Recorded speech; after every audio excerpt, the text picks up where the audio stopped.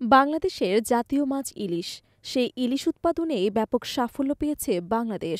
সুস্বাদু এই মাছ উৎপাদনের শীর্ষ অবস্থান আরও মজবুত করেছে বাংলাদেশ। বর্তমানে বিশ্বের মোট ইলিশের ৮৬% উৎপাদিত হচ্ছে এই দেশে।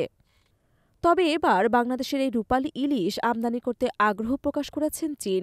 ঢাকায় নিযুক্ত চীনা রাষ্ট্রদূত ইয়াও ওয়েন গত ২৭ ফেব্রুয়ারি বাংলাদেশ সচিবালয়ের বাণিজ্য উপদেষ্টা শেখ বশির উদ্দিনের সঙ্গে সাক্ষাৎকালে প্রাথমিকভাবে ১,০০০ মেট্রিক টন ইলিশ আমদানির ইচ্ছা প্রকাশ করেছেন। সাক্ষাতে দ্বিপাক্ষিক সম্পর্কের উন্নয়ন, বাণিজ্য সম্প্রসারণ এবং বিনিয়োগ বৃদ্ধির বিষয়ে আলোচনা হয়।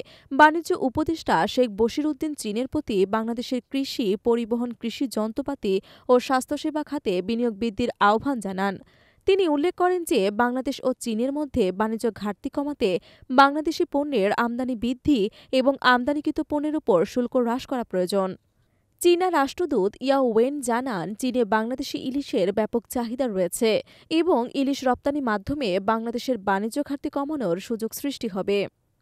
এছাড়া চীন বাংলাদেশ থেকে আম, কাঁঠাল ও পেয়ারা আমদানির পাশাপাশি এসব খাতে বিনিয়োগ বাড়াতে আগ্রহী।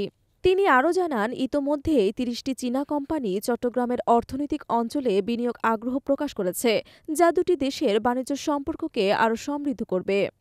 এই পদক্ষেপের মাধ্যমে বাংলাদেশ ও চীনের মধ্যে বাণিজ্য সম্পর্ক আরও সুদৃঢ় হবে এবং বাংলাদেশের অর্থনীতিতে ইতিবাচক প্রভাব ফেলবে বলে আশা করা হচ্ছে।